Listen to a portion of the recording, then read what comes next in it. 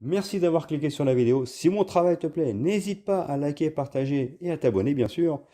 Et pour le reste, j'espère que la vidéo te plaira. A plus. Bonjour à toutes et à tous, c'est Stélé68, j'espère que vous allez bien les amis. Aujourd'hui une vidéo hommage.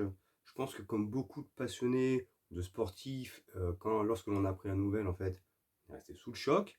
Bien entendu, une vidéo hommage justement à Wyndham Rotunda alias Bray Wyatt, catcheur bien sûr reconnu, qui est décédé subitement dans la nuit de jeudi à vendredi à 36 ans. Nous en parlons. En tout cas, vidéo assez bizarre à faire, tout simplement. Je vous en parle.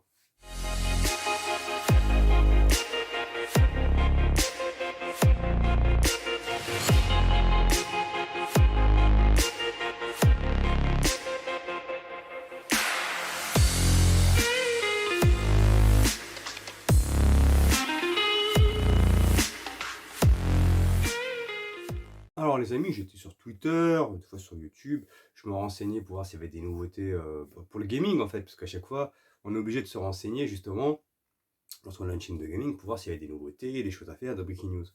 Et là, je tombe sur un tweet de Triple H en anglais qui annonce le décès de Wyndham Rotunda. Je dis, mais attends, c'est Bray Wyatt, c'est quoi cette histoire? Et ensuite, je vais sur Catch News, bien entendu, et je regarde sur tous les sites de catch. Je me suis dit, c'est une blague ou pas, pour me rassurer. Et effectivement, Wyndham Rotunda est décédé à 36 ans d'une crise cardiaque. Alors, à tous ceux qui disent, ouais, c'est bon, le Covid est oublié, c'est fini, sachez que, aux dernières nouvelles, bien sûr, entre guillemets, on sait de quoi il est décédé. Parce que certains disent, oui, mais c'est des catcheurs, c'est la drogue, c'est un surplus de médicaments qui ont provoqué cette crise cardiaque, etc., etc. Non, il semblerait que, et c'est d'ailleurs le cas, d'ailleurs c'est ce qui a été confirmé par les médecins, Wyndham Rotunda, en fait, est décédé des suites du Covid. Oui, le Covid, on en parle encore. Il n'a pas disparu. C'est pas parce que les médias n'en parlent plus, mettons on passe à autre chose, qu'il a disparu. Il se trouve qu'il y a un nouveau variant depuis le début d'année.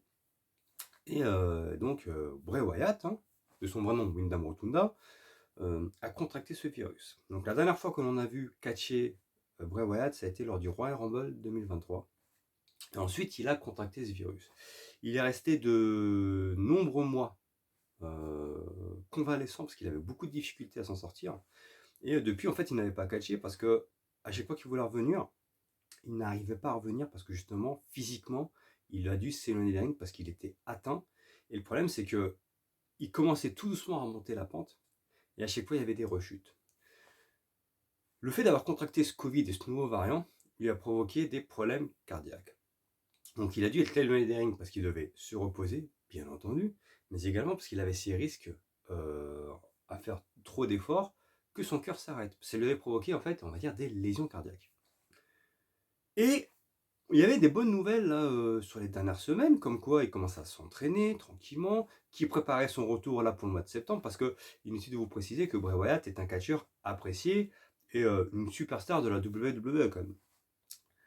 Et malheureusement, le choc a été qu'il est décédé subitement de cette crise cardiaque dans la nuit de jeudi à vendredi à l'âge de 36 ans.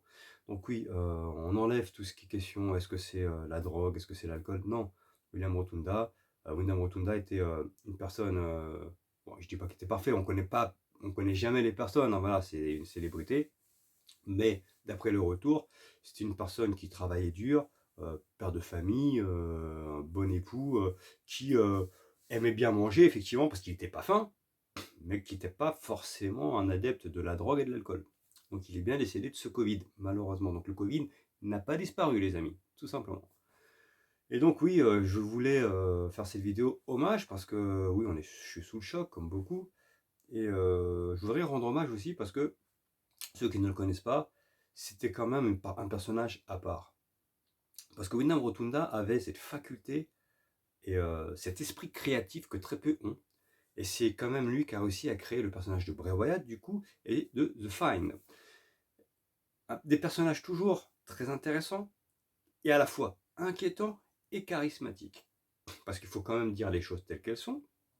Là où c'était un génie créatif dans la création de ces personnages, le fait de mettre une atmosphère, de donner une aura à un personnage qui fait que auprès du public, il était soit inquiétant, soit craint, soit apprécié, fait que c'était une superstar parce que quoi qu'il fasse, Bray Wyatt était toujours mettait les projecteurs sur lui. En fait, il attirait l'œil, tout simplement. Et pourtant, en tant que catcheur pur, je vous dis, je suis fan de catch, on ne peut pas dire qu'en tant que catcheur, que combattant, il était extraordinaire. C'est-à-dire qu'il avait quelques bases de coups, il avait des finish moves qui étaient corrects, hein, mais il n'avait pas un gabarit. Il n'avait pas comment dirais-je, un bagage, voilà ce que je voulais dire, excusez-moi. Il n'avait pas un bagage technique très élevé, je veux dire, il n'avait pas le niveau de technique, par exemple, ou la complémentarité d'un Edge, d'un Triple H, d'un Shawn Michaels.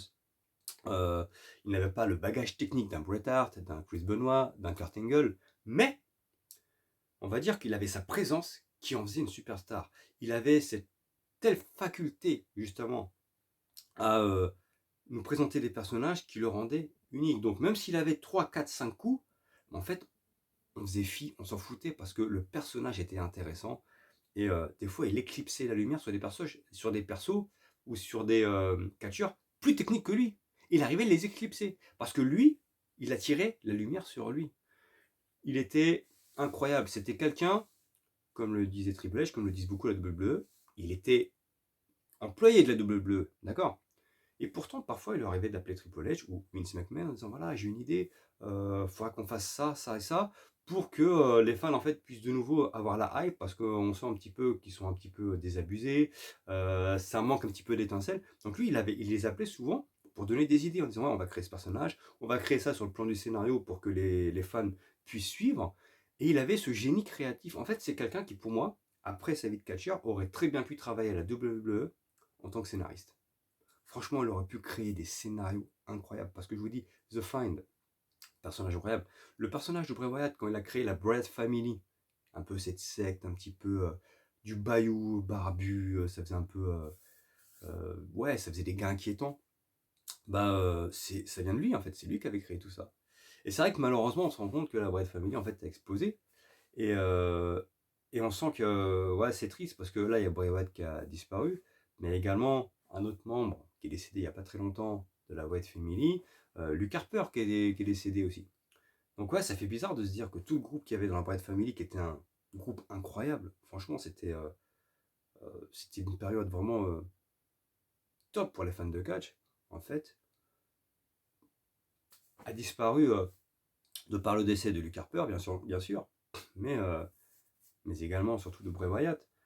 Bray Wyatt, son personnage de The Fiend avait tellement à la fois fait peur aux fans, à la fois était très intéressant que la légende des légendes, Mark Calloway, alias The Undertaker, avait tout simplement donné son aval en disant que ce soit Vince McMahon ou à Triple H ou même à Bray Wyatt lui-même d'ailleurs. En gros, je te donne le feu vert, c'est à toi de prendre la relève parce que Undertaker ayant pris sa retraite, hein, le personnage de The Fiend était peut-être celui qui se rapprochait le plus du perso inquiétant, un peu d'outre-tombe, un peu horreur de la WWE. Et The Undertaker avait donné son accord en disant ça à toi maintenant de prendre la relève.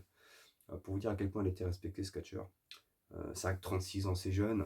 Il avait quand même déjà un palmarès bon pour son âge, hein, et il aurait aucun doute possible, son palmarès aurait été encore augmenté davantage. Il est décédé en ayant été une fois champion de la WWE, 2 fois champion universel de la WWE, une fois champion par équipe à SmackDown, une fois champion à Raw, une fois champion par équipe de Raw, et il a remporté l'Elimination Chamber 2017.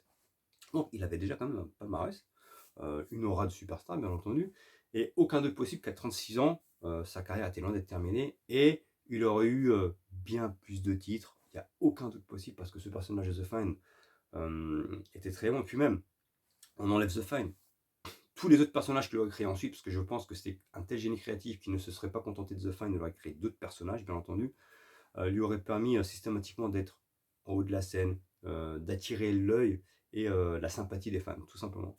En tout cas, voilà, c'était un choc pour le monde du sport. Le décès de Bray Wyatt à 36 ans, alors qu'il avait encore énormément de choses à prouver, énormément de choses à faire. Mes pensées vont bien évidemment à sa famille, toute sa famille, ses enfants, sa femme, ses parents, son frère.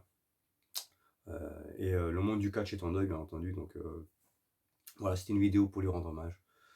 Si vous ne connaissez pas Bray Wyatt, regardez sur YouTube, il y a des vidéos. Le match qui avait été incroyable de WrestleMania 36, période de Covid en fait, contre John Cena. Et à la fois un match de catch et à la fois un cinéma d'horreur, vous allez voir. Regardez ce match-là, John Cena versus The Fiend, WrestleMania 36, pardon. Il avait eu l'idée de créer ce combat. Enfin, je sais pas si on peut dire un combat. On peut dire c'est à la fois un combat, à la fois je sais pas, un clip d'horreur. Je sais pas comment vous l'expliquer. C'était très intéressant. Il faut avoir du génie créatif pour créer cela, justement. En tout cas, voilà. Paix à son âme. Toutes mes condoléances à toute sa famille, toutes mes condoléances. Le monde du sport est en deuil et